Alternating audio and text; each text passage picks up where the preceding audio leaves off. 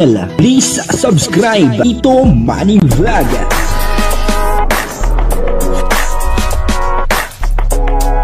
Payagan po si Tito Manny Vlog na mag-reactor para pambiling gamot sa kanya pong karamdaman. Wala man siya records ng ng away. Siya po pala ang dahilan kaya etong K-Boys ay pansamantalang pinalitan ni Kalinga Prab.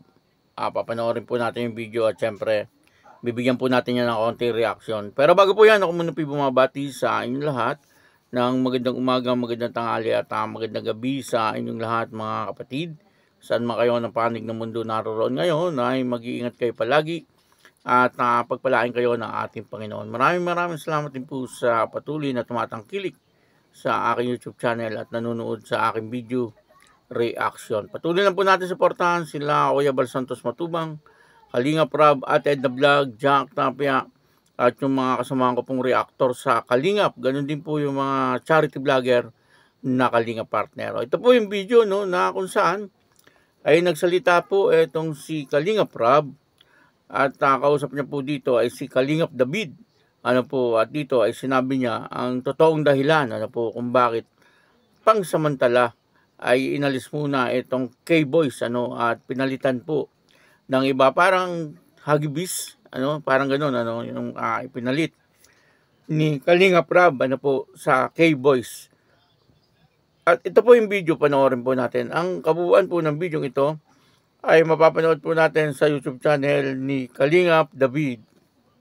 May gusto lang sana akong sabihin sa iyo, bro, at sa ibang kasama mo kina Buddy, kina Kuya Nel, sino pa? Si Norman. Sila Norman. Gusto ko lang, bro, linawin din. And sa mga, actually wala naman, siguro baka may mga nakapasinabihan na kayo makasama sa akin. Kasi yun nga, wala akong ibang pwedeng pagkatiwalaan yung second channel ko. Hindi kayo ni Buddy, ikaw lalo ka ng mga pioneer, diba? Pero ngayon lang naman to, siyempre may mga times pa rin na darating yung araw na magkakasama-sama tayo ulit. And kailangan lang talaga natin gawin to, yung hatiin muna yung mga OG sa grupo. Kasi kumbaga trained na tayo sa mga nangyayari sa community natin. And yun, may mga pinaplano yung binawork din ako na gusto kong mabago sa community natin. Gusto kong bumalik yung positive. Gaya ba ganun tayo lang dati na puro positive lang.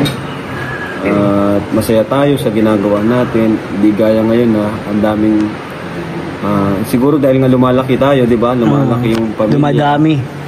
Dumadami, kaya siguro ganun naman siguro pag marami mas magulo. Pero yun nga, medyo unhealthy na rin siya sa atin. Kaya yun, naisip ko na kayo na muna ang mag-handle dun sa second show. Kasi pag si Buddy lang, mahirapan din siya. Siya nga. Pag siya lang. Kaya ikaw nandun ka rin para mag-guide din yung ibang mga beneficiaries natin dun. And natutuwa naman ako kasi okay naman yung sa kabila, di ba? Saka parang masaya dun, parang tahimik dun, di ba? Tahimik yun sa mga bashers, bro. Kasi may mga nagtatanong din kasi, tinanggal na ba sa Kalingap? Mga ganun. Hindi naman, lang talaga. Kumbaga, hindi naman to habang buhay. Lang to. Kumbaga, ganun naman tayo, diba? Yung tawag dyan? May changes. Changes. And ganun din sa social media. Hindi naman, as content creator, di ka din pwede mag-stick sa isang lang. Dapat talaga nag-i-improve, nag-i-evolve ka. And hindi lang naman to para doon para din to sa mga natin sa second channel. Kasi kung alisin natin yung second channel, bro, kawawa yung mga nandun. Kawawa, bro. Sino bang madalas nandun? Sila Rose Ann, yung mga scholars natin. Lalo na yung iba dun, wala nang sponsor talaga. Kaya nga. Diba? Pag yung mga na-vlog nga tayo dun, halos bawi lang Totoo lang po. Yung minsan kulang pa din talaga. Kulang pa rin po talaga. Kaya maganda nga yun, bro, kasi marami din naghahanap na tatanong kung bakit hindi na daw sinasama si Kalingap Ian. Pinaltan mo na daw yung K-Boys. Hindi naman syempre original pa rin yan. Kumbaga wala lang tayong ibang pwede pagkatiwalaan doon. Alangan naman si Kuya Yoyo. Mahirapan si Kuya Yoyo. Mas original pa yun sa amin, bro. Sinong mag-handle ng second channel natin, di ba? Kaya Pag si Ian lang naman, mabigat naman kay Buddy Praba pag siya lang. Kaya naisip ko yun na ano. Pero darating naman yung panahon kapag ano, kung ano yung bago pa naman yung schedule naman natin, pabago-bago pa rin. Bago-bago. Oo. Kasi kung ano yung kailangan, kung sino yung kailangan. Saka isa pa, yun nga, si Dan saka si Edu, may sariling ano na rin sila, kumbaga sariling channel, mga beneficiaries. Kaya di na rin natin masyadong maasahan sila. Kumbaga, pasulpot-sulpot na lang sila sa vlog. Ayan, si Ian saka si Yan po, no, maliwanag, na anday lang po, kaya hindi muna pansamantalang isasama ni Kalingap Rab ang mga K-Boys ay yung kanyang second channel. Siya po ay nagsabi kay Kalingap David, nasa ganun, siyempre, maliwanagan din po ang lahat, kasi marami din po nagtatanong, bakit hindi na sinasama ni Kalingap Rab yung mga K-Boys, at yung mga kasama niya ngayon, ay karamihan ay yung mga baguhan, At yun na, kasi nga, itong mga K-Boys ay talagang kasangasa na po ito sa pagbablog, at kaya sa ngayon ay yung po ang talagang inaasahan ni Kalingap Rab doon sa kanyang second channel. Siyempre, kailangan din po na i-vlog yung mga beneficiary na ina-upload po doon, at ang pumupunta nga po pag minsan ay si Ian Ramirez, si Kalingap Norman, si Kalingap David, yung mga K-Boys, sila Kalampitos, yun po ang mga talagang inaasahan ni Kalingap Rab, para po doon sa kanyang second channel. Kasi ito pong si Kalingap Dan, saka si Kalingap Edu, ay may mga na po to, may mga sarili na pong beneficiary. Kagaya nga po ng sabi ni Kalingap Rab, pasulpot-sulpot na lang daw po itong mga ito. Ganun din po si Mr. 20 Boys Vlog, yun po ay K-Boys din. Pero yun na nga po, kumbaga ayun talaga may mga beneficiary na rin po sila na kailangan po nilang asikasuhin. Kaya yun po ang dahilan, Pero sabi po ni Kalingap Rab, pansamantala lang naman po. At darating din po yung panahon, ay magkakasama po sila uli, Pero sa tingin ko, tama po yung decision ni Kalingap Rab, kasi ay kung magsasama-sama po silang lahat, ay talagang napakarami po nila.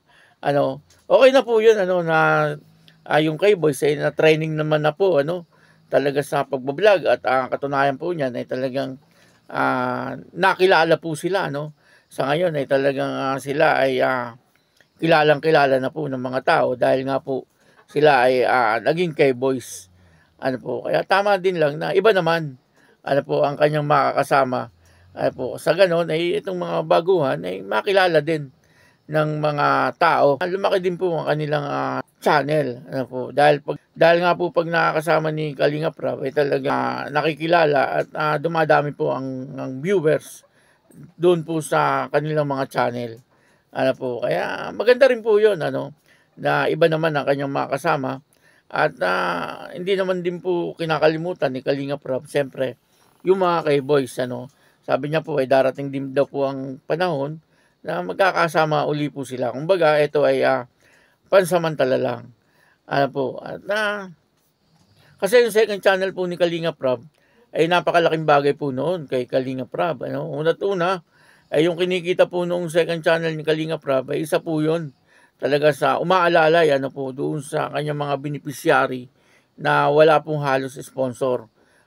May mga scholar po siya na talagang kailangan po ng pan-tuition, doon niya po kinukuha. Yung iba, sabi nga po ni Kalingap Rab sa ni Kalingap David, ay kulang na kulang pa nga daw po yung kinikita ng second channel, para po doon sa mga naka-upload doon na mga beneficiary ng Kalingap. Kumbaga, ay tinutulungan naman po nung kanyang channel na Kalingap Rab.